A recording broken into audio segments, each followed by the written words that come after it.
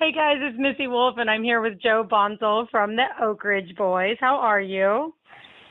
I'm doing very good, Missy. So nice to talk to you. You too. There's a lot about you that I think fans may not know. And something that stood out to me is, you've always been a great writer, but I had no idea to the extent of your writing abilities. And you've published, 10 books already? Yes, Misty, I have, and thank you for mentioning that. I enjoy writing. I enjoy the process. I love the fact that it's not my day job. You know what I mean? Right. I don't have to be like a disciplined author that says, I'm going to write every day from 10 to 2, no matter what. Right. It's not what I do. I sing, Yes. And so therefore I can write and really have fun with it because there's never no pressure for me to try to have to make a living at it. Right. No, and, for me, seeing that, you write these amazing songs and you're a fabulous singer and, you play the banjo and you're experienced with that and you're constantly learning, but seeing that you've written, and from what I saw, you wrote children's books too, right? Yes, in fact, that's kind of how it started back in the early 90s. Now, when it really started when I was a kid growing up in Philadelphia. I used to write all the time for some reason. I got away from it in later life. Mm-hmm. But I wrote a series of books about a gunfighter named Providence Joe, who was a guy from Rhode Island that moved west and became a great gunfighter and a superhero for justice in the American way. Oh, wow. And I wrote baseball books when I was a kid about a young kid in Philly, me. Somehow getting something magical happen to him so they could play baseball on a major league level. Oh. And here was a little Joey Bonsall, like 12 years old, playing second base for the Phillies. It's just silly stuff like that. And then when I got older, I really got away from it, building a career, starving to death through my 20s, trying to make it in music and everything. And well after the Oak Ridge Boys got going on a successful run, back around the late 80s, I got this new MacBook Pro when they first came out. Oh, wow. And I wasn't much of a computer guy before that, I did some things. I don't know how old you are, but I go back to the Apple Newton. I remember trying to learn and do things on the Newton, which was really amazing. Well, probably one of the few bombs that Apple ever came out with, but I had one. And anyhow, man, I was in my room in Las Vegas. We were there for a week. And we had just gotten this little kitten named Molly. She was the sweetest thing. And I was missing this little kitten. And so I opened up a fresh page and I wrote, Molly was 2 years old, although she still looked somewhat like a kitten. It's just that she never grew very big. Molly felt it had something to do with her beginnings, not that she remembered much about them. However, she did remember that one night in the rain, she was picked up by a male human cat and taken to the home and to Mother Mary. Aww. And away I went writing this Molly story. And it ended up being a 4-book series for Ideals Children's Books back in the late 80s, early 90s, actually early 90s. And you can still find them today. There's 4 books, Molly, Outside the Home. And you can still, every once in a while, they're on Amazon. But that kind of got me going, Right. And I wrote a children's book once called Convenient Christmas, and I wrote a series of short stories called Physical Miracles, which I think that book hasn't been that successful, but I think it's been some of my best writing. But then here lately, my biggest selling book was G.I. Joe and Lily, a book about my parents in World War II. I was going to ask who that was about, because you also have a song that I was listening to, G.I. Joe and Lily, which was just, it seemed like, okay, the story in this has to be real. This isn't just a made-up story. This had to be real. Oh, no, my daddy was a hero in World War II, although he would never call himself that, and he had a stroke at age 35, and with a piece of shrapnel stuck in his carotid artery. My mother met him, and she was Women's Army Corps right after the war, and they were married for years, and she looked after him until the day he died. And it's a great love story. It's a great American love story. The song actually came first, and in the very prologue of the book, the song is explained, actually. Right. And but the book, I based the book actually on the song, and I write the whole book in the third person. I write the book as Joey, and nobody really knows until the end of the book that the author's parents, that the son is writing the book. Is what I'm saying. Right. And it don't hurt if you know that. Everybody kind of knows it now. So it was a nice way to write the book, though, because in third person I could kind of rise above the story and write it from a third person standpoint. And the cool thing was my mother had a bunch of memoirs that I was able to base some of my writings on, because Mommy always wanted a book written. She thought her and Daddy should have a book. So I'm very honored that I got to write in honor of my parents in a book and in a song. I mean, look, man, a lot of people don't get to do that. And right. And now my latest book is a book on the Oak Ridge Boys. It's called On the Road with the Oak Ridge Boys, and it's doing really good out there. It's kind of a nice little roadmap as to how a group like us does what we do, has done what we've done. Absolutely. It's funny, and it's probably more spiritual than some people might think. And all my books are written under the name Joseph S. Bonsall. I kind of figured I had to have a cool name to write right. it. Joseph. Right.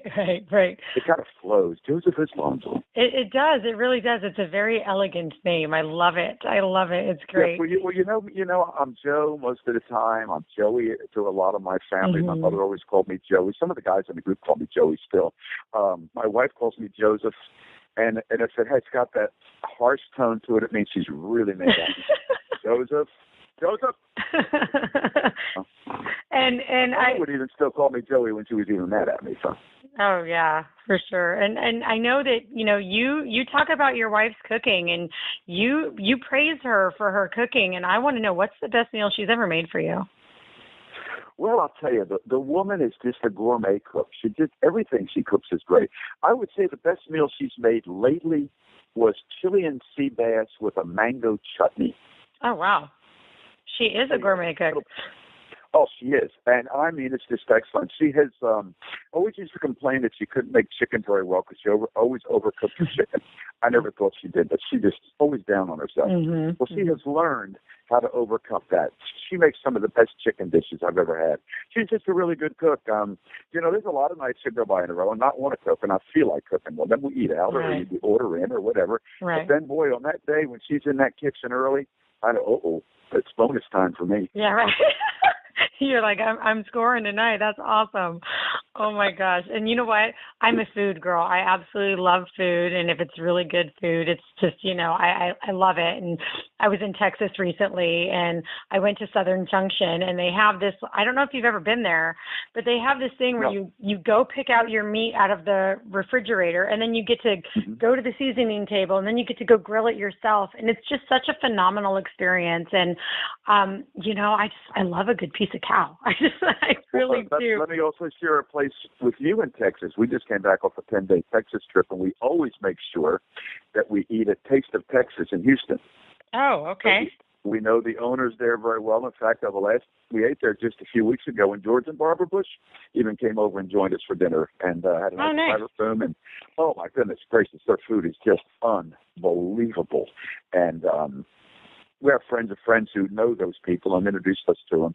And so now every time we come to Texas, we make sure that we have a night to eat at Taste of Texas. It's like booked in the schedule.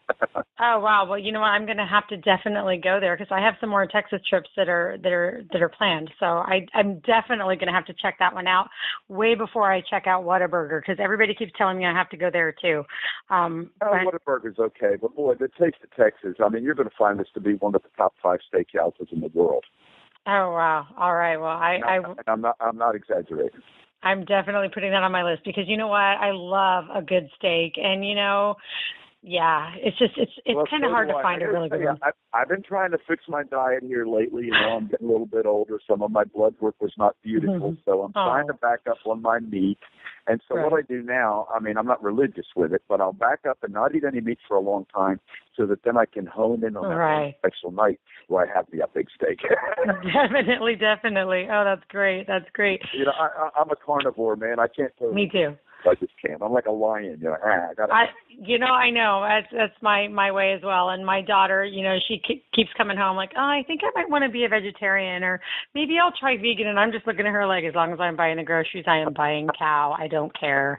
I just, and I feel bad. But I'm like, when you have a job and you're making your own money, doing your own thing, you just do whatever you want. But I have to have meat in this house. Otherwise, we cannot function. But Oh, that's Well, I can be disciplined when the time comes. Like if I need to cut back on my sugars a little bit, I can do that easily. If I need to cut back on meat and fried foods, I actually have had no problem with it. But like I say, I do set myself a time. In fact, as I'm talking to you right now, I'm in Chandler, Arizona. Okay. Right. Okay. And we are playing here at the Wild Horse Pass Casino. It's a huge place, beautiful place, and they have a Don Shula's Steakhouse. Ooh. And Don Shula, former, old coach of the Miami Dolphins, has a chain of steakhouses out there, and they're excellent. So I have not had a steak, actually, since I had that taste of Texas steak a few weeks ago. Oh, there you go. Baby, I'm hitting Don Shula. There you go. There you go. And, have a cheers for me there. I'll pretend I'm with you eating that steak. Okay, oh, my God. Now, I also hear that we have something else in common. Besides the fact that you like coffee, and I love people that love coffee, you love the water. And I read a comment that you feel like, you're closer to God, or you feel his presence there when you're by the water. And I could not agree more. I think it's so amazing, whether you're by a lake or a creek, the ocean. I live here in Southern California. I'm in Huntington Beach. So, I'm at the water all the time, and I love it, and I feel the same way. And so what is it like trading in that boat for that tractor? Well, I'll tell you, whenever I can get out on the water, I do love it, and I do love the big expanses of water. Our home in Hendersonville, Tennessee is right on Old Hickory Lake. I can go down and sit on my little boat dock there and find peace in the water. But Mary and I have been very blessed with the fact that I own a farm up on the Kentucky-Tennessee line. It's about 350 acres, and it's just stunning. It's pastures and woods, and I have 2.5 miles of a creek called White Oak Creek that runs through it. Oh, wow. And I have several spots on my farm, and it's just so quiet there except for the nature sounds. And I love to go to where it's quiet, sit by the creek, and actually worship and count my blessings and listen for the still small voice that's there to speak to you. And it's always there, but most people don't take the time to listen. We live in a fast-paced world where everything's iPhones and computers and everything's boom, boom, fast. Something's got to be on and it's got to be loud. And we all listen to a lot of music. I do too. But you've got to have that quiet time. I think it's important, and it's imperative for you as you grow as a person. And we're only down here a short time anyway in the big picture. So we must take the time, I think, to thank God for the blessings that he's given you. For me, I'm 67 years old. I've been in great health. And, people asked about if the Oak Ridge Boys would ever consider retiring. And again, to me, health is the key. Exactly. I wrote in that book I told you about, if you can still sing, you sing. Right. And it would be up to God to tell us when to stop. Like Joe's dead. He ain't coming to the bus tonight. Okay, that would be it. And I think that is what it would take. But the blessings of good health to be able to do this. Absolutely. I mean, we're a forward-thinking group that is still out here playing 150 days a year. We're still planning new music. We're doing big things in our career. And I'm still writing books. And I mean, a lot of people are finished doing whatever they want to do by now, and a lot of times it's because of bad health. So if God has given you the health, and age really has nothing to do with it. If health respected age, there'd be no children's hospitals. Exactly. But there is. And we all have buried young friends. I buried a friend not too long ago, 48 years old, leukemia. So it's a matter of the fact that if you're fortunate enough to have health, and it's something waving around to jump you. I mean, the heart attacks could be out there. Cancer could be out there. A car wreck could be out there. You could walk sideways into your refrigerator and ruin yourself for life. So there's things out there waiting to jump you, but you've got to be thankful and celebrate life. I think life is God's greatest gift to us this side of salvation. So you got to celebrate it and be thankful. And getting back to your original point, sitting by the water is a real nice place to do that. Yes, it really is.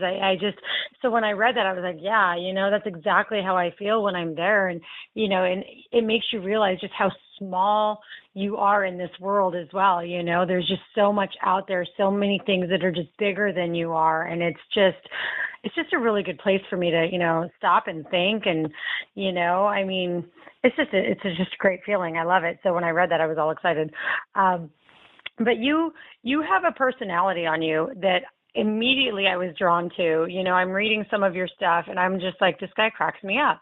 And, you did kind of like an interview on your actual website and where somebody was asking you about favorite pets and your cars and this and that. And you were talking about your first cars and and then I cracked that one up and then my next car was this and then I cracked that one up. Oh my gosh. I have not laughed this hard in a long time looking at your page, and I'm just, it made me laugh, but I gotta know what was making you crack up all these cars? What's going on? I actually though my first one I cracked up my '59 Ford station wagon and I heard it from my father. There was a bunch of Christmas trees propped up against a stop sign. In Philadelphia at a cross section, and I should have been more vigilant. I was 16. I didn't see the stop sign. And I went through it, and the guy just hit me broadside. Man, it's a wonder I ever even lived through that one. That was a really tough wreck. And I can honestly say though the other wrecks were pretty much my fault. Just driving too fast, not paying attention. God, wow. I can't believe a young guy out of Philly would be such a person. But well, I loved how you were just like, yeah, cracked it up. Next one, cracked it up before you ask. I'm like, oh my God, he's so funny. It was pretty great.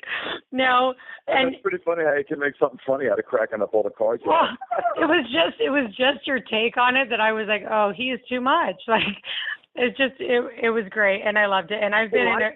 Thank you, Misty, for reading my stuff. Like I always say, it ain't no fun writing this stuff if nobody reads it. Right. Well, and I like to write, and I enjoy it, and it really does. It makes you feel so good when somebody else reads your work and they're able to comment on it. And when people have done that with me on our site, I'm like, I take a step back and I'm like, wow, you read that? Oh my gosh, that's great. I love it. So I'll say it is fun putting words together in a way that is meaningful to people. Right. I just had an experience. I love to read, a lot of things, and I love great writing like you do. And I just went to see the movie The Revenant with DiCaprio in it. Talk about a big, large expanse that's bigger than you as a human being. The way that movie is filmed is just stunning. I mean, it takes place in like 1823. But anyway, I looked up the book, and it's by a guy named Paul. Geez, I can't think of the last name right now, but it's The Revenant, the book, the novel that the movie's based on. And there were some excerpts from the book. And I read some of this, and the prose was just unbelievable. I mean, I've ordered the book now. I have to read it because the excerpts I read, I just couldn't believe how sentence after sentence after sentence this guy was writing in such a way that, wow, man. I mean, it was just awesome. It reminded me of, did you ever read the book Cold Mountain? I did not. That book, Cold Mountain, that they based the movie on as well, the movie was good. I mean, it was fun. It was a good movie because it was a good story. But that book was written in like an old style of Civil War style of writing. And it took you actually 4 or 5 pages to start to fall into it. But once you did, it was like another whole new world for you, that place it took you where you've never been before. Right. From a writer, author to person standpoint, to reader standpoint. And I just love that kind of thing, man. I think that to be able to put some words down is amazing. I will tell you right now, I am working on a book, Misty, right now. That let me give you the word to your daughter.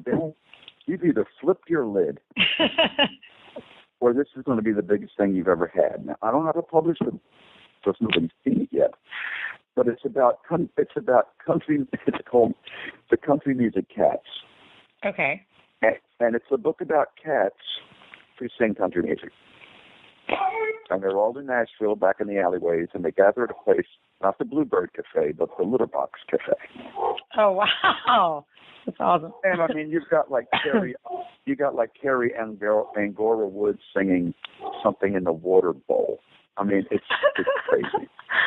And you got Johnny Cat, and Minnie Purr, and it's just, you talk about laughing. There have been things I have written down as I write this, where I have just bowled over laughing at my own writing. And I'm thinking, again, just like my daughter, I got to go. I've either flipped my lid But somewhere down the road, you're going to see a book called The Country Music Cats, and you're going to go, well, I'll be doggone if you didn't do it. Right. Oh, that's awesome. You have to. I did. I completely wrote that down. It's right here in my book. Oh, I love it. You definitely have an infectious personality. I love talking to you, and I have to tell you that there's a couple of people that wanted me to tell you something. The first one is David Britt, and this is what he sent me to tell you. He regards you as one of the most genuine and sincere people that God has ever placed on this earth. You and the Oak Ridge Boys are his heroes and will go down in history as the greatest country music group of all time. He loves you like family. That's what he wanted me to tell you. Well, that's amazing, because I've come to really love and appreciate David Britt, too. What a fine young man. He's a great young talent, but even more than the fact that he can write songs and he sings cool, David is a good man as well, and I consider him a brother, and for him to say that is very meaningful today. I love David Britt. Well, I'm glad that I was able to tell you that, and he's another one who has a great personality. And when he and I were talking, and we became instant friends. He's pretty darn funny too, and we were having a conversation about coffee and donuts. It was great. Well, but the guy is like hooked on Krispy Kremes. Yes, he is. I mean, he must have the most gumped up aorta of anybody. He'll send me a picture. He'll text me a picture sometimes of what he's eating, and I'll always send him back, well, a little something for the aorta. Yeah, right. I know. Yeah, we definitely had some conversation about donuts and coffee, and it was great, and Bon Jovi. But the other band that wanted me to tell you they're a huge fan of you, the Marcus Lindsay Band, and they're the reason why I was just recently in Texas. Man, they said you are a guitar slinging animal. And they absolutely, everybody in the group is a huge fan, and they just love your voice, and they love everything about you guys, and they're just a huge fan. And they really wanted me to tell you that they were excited that, I was going to get to talk to you because you have influenced their life. So, wow. Isn't that amazing? That's beautiful, man. That's really sweet of them. I'm telling you, it's a nice thing to be able to go through life and to be around a long time. I've been with the Oak Ridge Boys 42 years, and yes, we have done some amazing things. But to hear from people from time to time, and we do often, about how something we've done or said, or the way we've performed or carried ourselves, or the example we've set or whatever has been meaningful to, especially to younger people than us, I think that's a big, huge deal, man. I don't take it lightly. Well, that's awesome. And, you guys deserve everything, all these blessings, these continued blessings. I mean, I think especially just goes to show who you are. You have your spiritual side, and you're, proud of that. And I think that's great. And you're not afraid to talk about it, which, in this day and age, there's a lot of people who are. So I'm going to credit you. I think that it's great. And I love that you sat here and spoke with me about that, because not a lot of people do. And, just everything you're doing has been great. And, congratulations on being, in the Country Music Hall of Fame. Now you guys were inducted in 2015.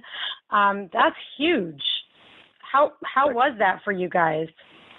Well, I'll tell you what, last March, we came on stage at the Grand Ole Opry, and there was a bunch of station waiting for us to get off stage.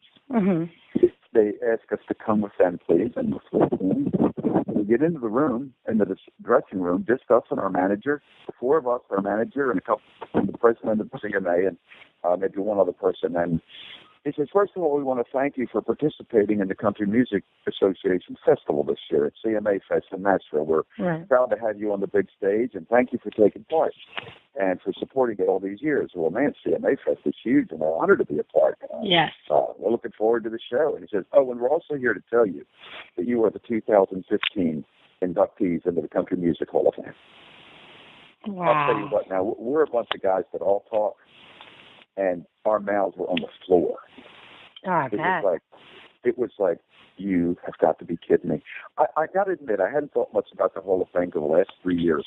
I thought, is it our time? Now you start to thinking, is that ship going to pass us by? Or maybe, there's a lot of people still yet around deserving to go into the Hall. Is it our turn? Will we get in at all? I mean, you know, it's not our decision to make. So then to be told that we are the inductees, and then we're told not to tell nobody. That was hard. Oh, gosh. Oh, wow. Yeah. Wait till June until the big press conference, and then they announced this. And then in October of this past year, at a beautiful and magical ceremony at the Hall of Fame, Kenny Rogers inducted us. Garth Brooks was there. Trisha Yearwood to welcome us to the hall. I mean, it was just the most amazing night in the history of our group. I'll never forget it till the day I die. And the great honor is that now that you're in the Hall of Fame, it means that long after we're gone, we're still there. Exactly. I mean, like our grandkids' kids can learn about the Oak Ridge Boys and learn about the miles and the songs and the sacrifice and the career and learn about the guys. I mean, it is the Country Music Hall of Fame and Educational Center. It's an incredible place to be a part of a family. And to be in that rotunda, I got to tell you, it's really amazing. And here's a tidbit for you. We are one of only five other the Country Music Hall of Fame and the Gospel Music Hall of Fame. Oh, wow. How cool is that? That is really cool. Can you name one? Not right now, no. I'm like, just wow. No, tell me. It is a wow, but I'll tell you who they are. The six acts in the Country and Gospel Hall of Fame are the Oak Ridge Boys, the Statler Brothers, Elvis Presley, Johnny Cash, Dolly Parton, and Tennessee Ernie Ford. Oh, Ernie Ford, yeah. Wow. They're the guys that are in both Hall of Fames. I was joking with our manager that night. I said, well, we probably ain't going to ever be in the Rock and Roll Hall of Fame, so we better enjoy this. And Jim Halsey says, I wouldn't count it out. Right. Oh, always the positive life force, Jim Halsey. Yeah. Okay, Godfather. Okay. Yeah. I still can't see me in the Rock and Roll Hall of Fame. Yeah. Right.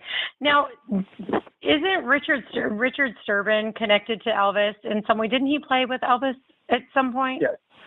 Richard was with J.D. Sumner and the Stamps Quartet from 69 till October 72 when he joined the Oak Ridge Boys. And the Stamps backed up Elvis on Elvis's big tour. All those years. Some of those movies, like if you ever saw the movie Elvis on Tour, he's sitting around a piano singing a bunch of gospel music. Richard's in that video. It's right there. Oh, wow. He was on stage with Elvis during those days. He joined the Oaks in October 72. I joined a year later. Oh, wow. So I'm sure you've heard, like, stories then, you know, about Elvis. That must be pretty great, actually, to have kind of a close connection there. Well, what was cool with Richard being with Elvis, you know, the years Richard was with Elvis was really the king. A lot of those problems that beset him in the middle 70s weren't there yet. He was in shape. He was getting out there and putting on the big show, and he was that time was the biggest tour in the world. And the stuff he did out there was pretty amazing. Elvis was a big, gigantic star, and for Richard to be around that constantly, day after day after day. I mean, his mind was blown every day just being there. Oh, I'm sure. It was a learning experience for him too. And I got to tell you, I mean, and Richard has a book out called From Elvis to Elvira. He tells a story in that book where these guys came up in a suite at the top of the hill where, you know, Elvis. And Elvis stayed up in that suite, and they came up and they told everybody in the suite, which was the whole entourage, that there's been threats in his life. There's going to be some extra security tonight. Don't worry about it, but there's been threats on Elvis's life. Well, about an hour later, these guys come barging through the door, firing guns. Oh gosh! Everybody gets down, and everybody hits the floor. And J.D. Sumner, the great bass singer, Richard's took for dance, jumped on top of Elvis, protect him. And he's on top of Elvis while all this gunfire, Elvis's bodyguards are returning fire and his bullets flying everywhere. And all of a sudden Elvis started shaking with laughter because they were all firing blanks and Elvis put this whole thing together. Oh my gosh. Crap out of everybody there. Richard said he's the most frightened he's ever been in his life. Yep. Oh my gosh. So Elvis really, man, Brad Paisley doesn't have anything on Elvis then, man. Wow. He said Elvis just laughed his behind off, man. In fact, he just scared the daylights out of everybody. Everybody was firing blanks and laughing. Oh my gosh, that is a crazy story. I can't even imagine being a part of that, or even, wow. Well, wow. That's great. I did not expect to hear that. That's awesome. I cannot. But, again, from what I've learned, before a lot of the problems beset Elvis, and he passed in 77, but in those years, 71, 72, he was really on top of it, man. And Richard said he was a great guy, fun to be around. Oh, I'm sure. He was a big star, and he played being a big star. I mean, Elvis was good at being Elvis. No, he played the whole thing out, man. Sunglasses and a big fancy shirt. Right. When he was, sitting in the room doing nothing, he was still dressed up as Elvis. Right. Oh my gosh, that's so true. And you know what? I mean, his image is still selling everywhere you go. Everywhere you go in Vegas. I mean, there's always these, impersonators. There's statues everywhere. There's everything.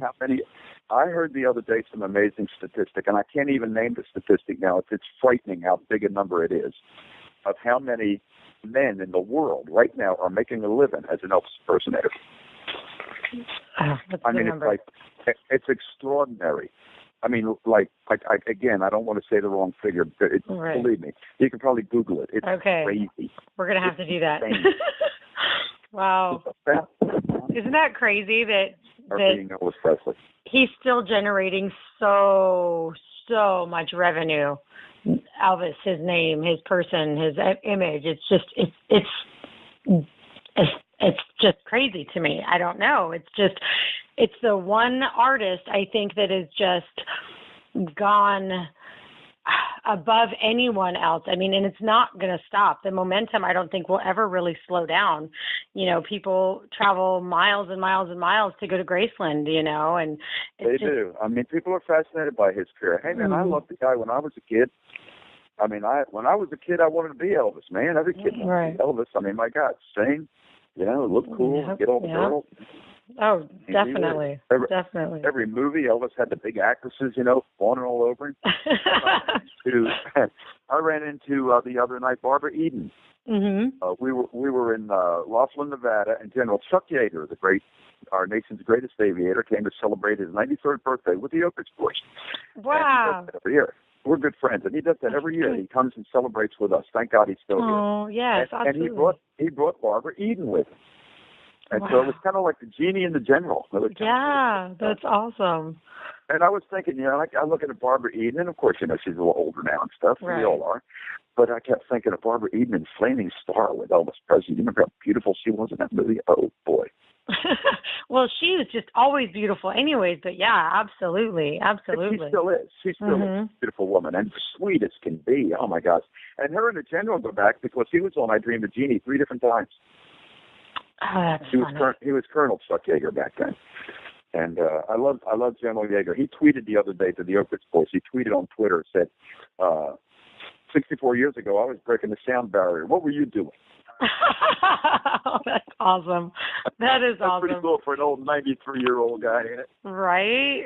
Oh, that's phenomenal. Well, you have some amazing stories, and it seems like you have a lot of blessings in your life. And thank you so much for even just sharing a moment of your time with me, because it's just been great, and I can't wait. I'm going to call my dad as soon as I'm done talking to you, because my dad has been looking forward to this interview forever. My dad was my big influence on country music, and I used to ride around in his 1972 Ford all the time, and he'd have that's before cassettes, right? It was the 8-track player, and so we listened to everyone. Just as a side note, I think one of the reasons I write about this and On the Road with the Oak Ridge Boys, I think one of the reasons the Oak Ridge Boys are still around is we have been passed down over the years, kind of like an old shirt, I mean, it's like Grandpa loved the Oaks, my daddy loved the Oaks, and Daddy brings his kids to see the Oaks, and then the kids bring their kids to see the Oaks. And to be around long enough to be a legacy for families like that is really quite amazing. And you just said it. I'll sometimes challenge young kids out in the audience. I'll see these young guys out there, these young girls singing Leaving for daylight every day. And I'll say, hey, wait. You're too young to know that song. And I say, yeah, Grandpa's 8 tracks, baby.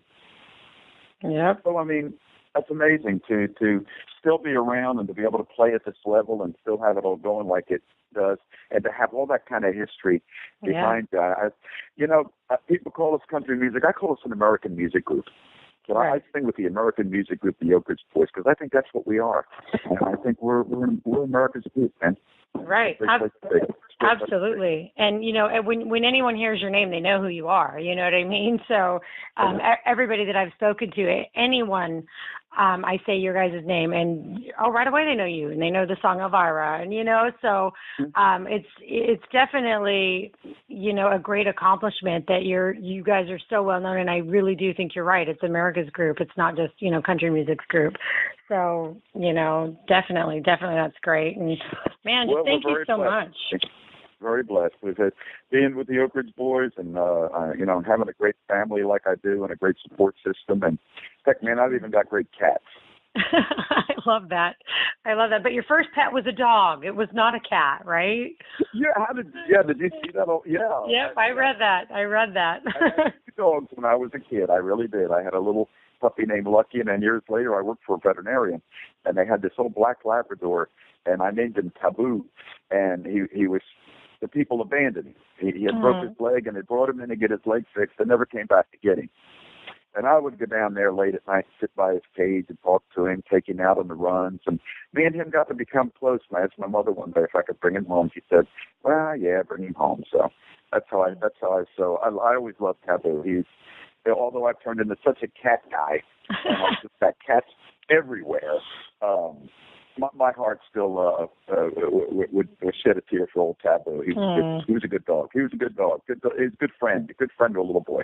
Yes, definitely. You know what? I have my girl with me. Her name is Chevy, and when the day that she was no longer with me, it was one of the most heartbreaking things. But man, that dog was with me everywhere, and she was my best friend. And my kids often tell me, they're like, you loved her more than you loved us. I'm like, yeah, I did. I loved that dog. Well, you hate to lose them, man. You do. That's why responsible pet ownership is also something else that Mary and I really concentrate a lot on with our little foundation. Is to try to let people know when you bring a pet into your home, it's a lifetime commitment. Yes. It ain't something you get tired of and throw away. I mean, a lot of people disregard life on all levels.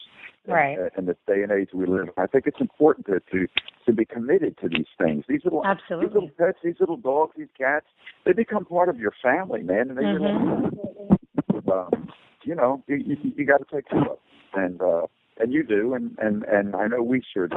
And losing them is hard. It's tough. It is. It definitely is, and it's hard on everybody. It's like you they're part of your family, so it's like losing a child. It's horrible. It's hard, but it's exactly like that. Yes. Definitely. Oh my gosh. Well, thank you so much. I love that you took the time to speak with me today, and you made me laugh, which is great. And that is great. Well, thank you, Missy. This was a good day for me too, because we've been on a 17-day trip here, and today was one day off.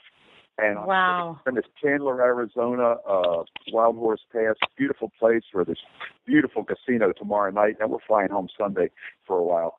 And so today was really a good day for me too, because I'm really, really just laying back today. Well, good for you. Take the rest of your day, relax as much as you can. Have an amazing show tomorrow night, and you guys be safe on Sunday on your flight home. Thank you very much, Misty. An honor to talk to you. Thank you for writing about it. I appreciate it. Absolutely. Thank you, and we'll let you know when it comes out.